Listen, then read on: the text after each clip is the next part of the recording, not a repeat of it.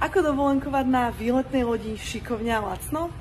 Alfa Omega je chápať, že existuje mnoho lodných spoločností a každá funguje tak trošku inak. Každá má rôzne ceny, rôzne kajuty, trasy, tých rozdielov a malinkých detailov je tak veľa, že sa oplatí mať dobrého predajcu, ktorý pozná ten segment, pozná ten biznis a vie vám poradiť najlepšiu loď, najlepšiu trasu za najlepšiu cenu.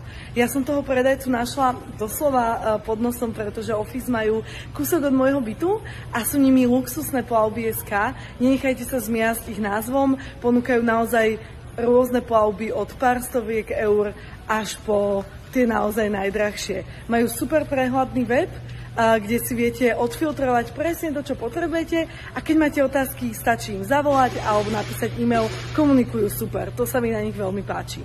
No a treba tiež vedieť, kam je dobré na takýchto výletných lodiach ísť.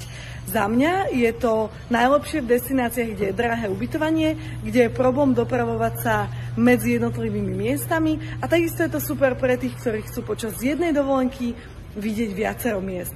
Tu sú destinácie, ktoré sú podľa mňa úplne najideálnejšie na výletnej lodi. Výletná loď je ako taký all-inclusive hotel na kolesách.